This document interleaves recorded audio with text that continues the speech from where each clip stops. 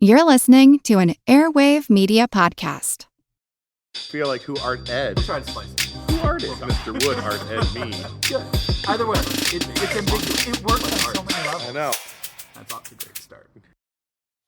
Welcome to Who Arted, weekly art history for all ages. I'm your host, Kyle Wood, and today we're looking at Saloua Raouda Choucair.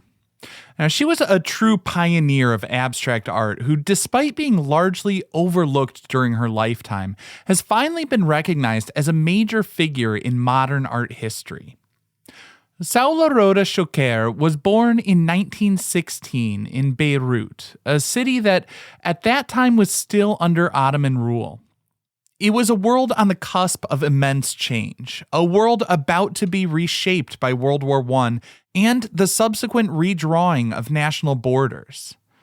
This was the world that shaped Choucair's early life and, in many ways, her artistic sensibility. Now, her family was progressive, valuing education and intellectual pursuits. This was crucial as Choucair displayed an early interest in art, a passion that wasn't always encouraged for women of her time. She also studied natural sciences at the Junior College for Women, the forerunner to Beirut's Lebanese American University, but her heart was set on painting. It's said that as a young woman, she would often copy the paintings from art books. Her initial teacher was a Lebanese landscape painter, Omar Ansi. And he was the one who first suggested she study in Paris. He recognized her talent and a passion for art, but another Lebanese artist she studied under, Mustafa Farouk, was skeptical. He told her frankly that she would not succeed in Paris. Thankfully, she persisted. And one thing I found interesting while doing my research for this episode was that her teachers had been influenced by Western artists. I mean, both had adopted Impressionist and Realist styles. Choucair herself would go to Paris and study. But from what I read, it was actually a trip to Egypt in 1943 that helped shape her conceptions of art. On that trip, she became fascinated with Islamic art and architecture, solidifying her belief that Arab artists had achieved a purity of expression. She felt they had distilled art to its essence, moving beyond the Western artistic traditions that had dominated since the ancient Greeks. 1947 saw a major milestone in Choucair's career. She had her first solo exhibition in Beirut, becoming one of the first to hold an exhibition of abstract art in Lebanon. However, it was met with confusion and misunderstanding. Modern abstract pieces may have been widely accepted in Europe and the West more broadly by the mid-20th century, but it was out of line with artistic traditions and practices that were prevalent in Beirut at that time. The audience didn't understand what they were seeing. She would later describe it saying, quote, "When I had my first exhibition in 1947 at the Arab Cultural Gallery in Beirut, people used to come up to me and ask me, 'Where is the painting?' They just saw lines, they saw colors, they couldn't understand that this is what a painting is," end quote. Undeterred, Choucair was determined to deepen her understanding of abstraction. So in 1948, she traveled to Paris, which was the center of the modern art world and the avant-garde at that time. She enrolled at the prestigious École des Beaux-Arts and studied in the studio of Fernand Léger, a giant of modern art. I imagine it must have been both exhilarating and nerve-wracking to be immersed in that vibrant, experimental art scene of post-war Paris. It was an eye-opener. She was exposed to Cubism, Constructivism, and other avant-garde movements. Choucair described this period as a revelation, saying, quote, "In Paris, I discovered that art is not just about representing what you see, but about expressing an inner vision, a concept," end quote. She realized that the abstraction she had already been working on before her arrival was a much bigger movement in the West.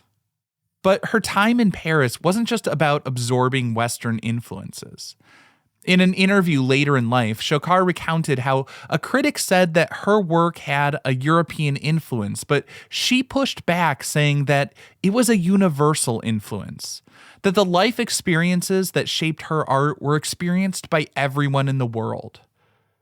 Choucair was also deeply interested in Islamic art and architecture. She saw a connection between the geometric patterns and abstract principles of Islamic art and the modern art movements that she was encountering. And I think that's a really important point about her work. She wasn't simply adopting Western styles. She was synthesizing them with her own cultural heritage. Choucair returned to Beirut in 1951, bringing with her a unique artistic vocabulary that blended the Parisian experiences with her deep appreciation for Islamic art. She began creating works that were bold and fresh. Her paintings and sculptures were characterized by geometric forms, interlocking shapes, and a sense of dynamic movement. She wasn't interested in representing reality. She was interested in exploring the underlying structures of existence. Choucair worked tirelessly, experimenting with different materials and techniques. She created paintings, sculptures, jewelry, textiles, even furniture. And she was not content to be limited to one particular medium and refused to be confined by traditional boundaries. She was fascinated by the concept of infinity, and many of her works, especially her sculptures, seem to suggest infinite possibilities of form and arrangement. Like the modular sculptures that she would describe as poems, as they could be rearranged and interpreted in different collections or as individual pieces. Now, despite her innovative work, recognition remained elusive. She faced numerous challenges, including not just a lack of understanding from the local art scene. I mean, there was a civil war. Some of her work, like one of her paintings I saw was displayed, it actually had broken bits of glass and chunks missing from when a detonation had happened near her apartment and the window was blown out. There was political turmoil plaguing Lebanon for much of the 20th century. There were times she couldn't even afford art supplies, but she never gave up on her art. She was driven by an inner necessity to express herself through abstract forms, regardless of external validation. She said, quote, "I never thought about whether people would like my work or not. I just had to create." End quote. It wasn't until later in life that she finally began to receive the recognition she deserved. In 2013, at the age of 97, she had a major retrospective at the Tate Modern in London. This was a watershed moment, not just for Choucair, but for the entire field of Arab modern art. Suddenly, the world was paying attention to the remarkable artist who had been working in relative obscurity for decades. Saloua Raouda Choucair passed away in 2017 at the age of 100, leaving behind a rich and complex body of work that continues to inspire and challenge us today. Her story is a reminder that true artistic innovation often comes from the margins, from those who dare to challenge conventions and forge their own paths. Her unwavering commitment to her vision, her unique synthesis of Eastern and Western influences, and her pioneering spirit make her a truly remarkable figure in the history of modern art. Now, after a short break, I want to take a look at a specific work of hers, Interform, from 1960.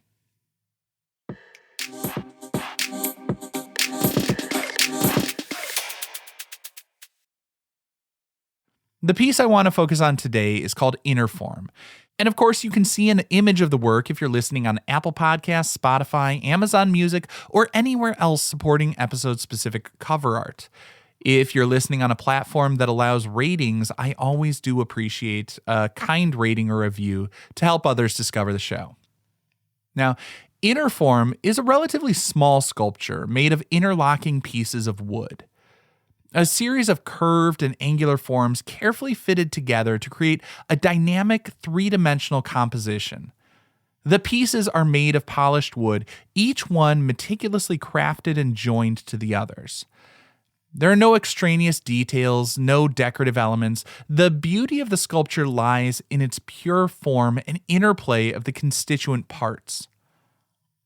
Interform has this sense of contained energy. The pieces seem to push and pull against each other, creating a feeling of tension and release.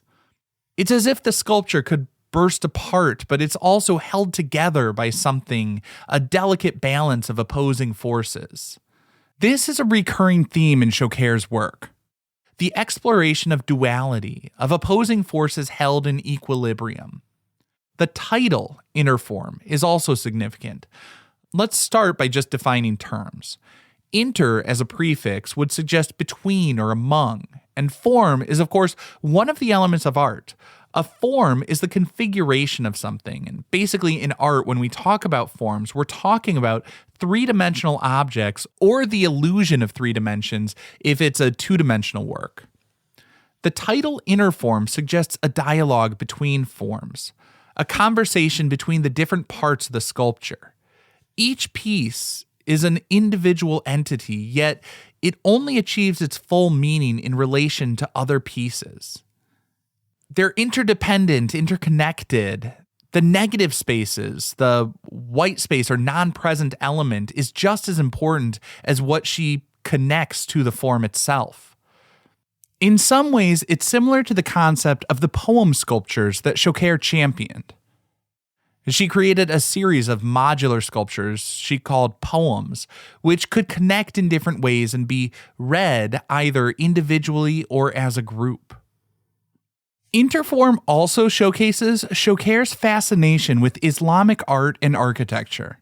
The intricate interlocking forms are reminiscent of the geometric patterns in traditional Islamic design. Think of the elaborate mosaics that adorn mosques and palaces throughout the Islamic world. These patterns are not merely decorative. They're expressions of deep philosophical and spiritual understanding of the universe. They represent the infinite, the interconnectedness of all things. Choucair saw these same principles at play in modern abstract art. Of course, with modern abstract pieces, there are always multiple interpretations. Some look at Interform through the lens of mathematics and geometry. Choucair was deeply interested in these fields, and she saw them as fundamental to her artistic practice. The precise angles, the carefully calculated curves, the overall structure of the sculpture, all of these elements suggest a mathematical mind at work.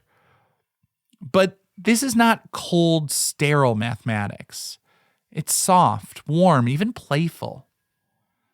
When you look at Interform, you can almost see the principles in action, the way different forms relate to each other according to precise ratios and proportions. Many artists have systematic approaches to composition. A very basic example would be the rule of thirds, and for anyone not familiar with that guideline, you can very quickly up your photo game by imagining a tic-tac-toe grid on the viewfinder. Many devices today actually even have an option to overlay a grid like that to help you. The rule of thirds says that instead of placing the focal point in the center square, place that focal point at an intersection of those lines 1/3 of the way from the edges. That asymmetrical balance will make the photo a little more active and dynamic. Anyways, back to Interform. The play with angles has this mix of order and chaos that feels too precise to be random. It's as if Choucair is revealing the hidden mathematical order that underlies the universe. It suggests that underneath the apparent chaos of the world, there's a deeper order, a fundamental structure that can be grasped through the language of geometry. For many modern abstract artists, the goal was to distill art to its fundamental elements and get down to something deeper, expressing ideas and emotions that are timeless and universal.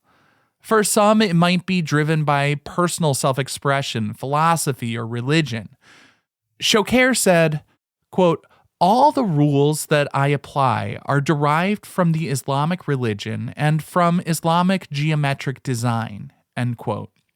So I don't think it would be too much of a stretch to say these abstractions hint at her deeply held beliefs about the nature of life, the world, and the cosmos. And the beauty of the sculpture, though, is Interform is also just a beautiful sculpture. It's a testament to Choucair's skill as a sculptor. The craftsmanship is impeccable. Each piece of wood is perfectly shaped and finished, and the way they fit together is a marvel of precision engineering. It's clear that Choucair was not just a conceptual artist, she was also a master craftswoman who took great pride in the physical act of creation. Interform is a powerful and evocative work of art that encapsulates many of the key themes and ideas that defined Saloua Raouda Choucair. It's a work that rewards close looking, a work that invites us to contemplate the nature of form, the relationship between the part and the whole, and the hidden connections between art, mathematics, and the cosmos.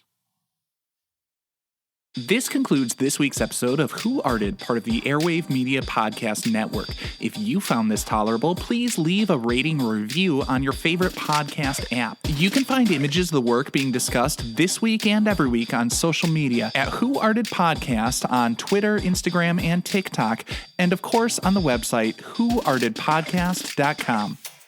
Podcast done.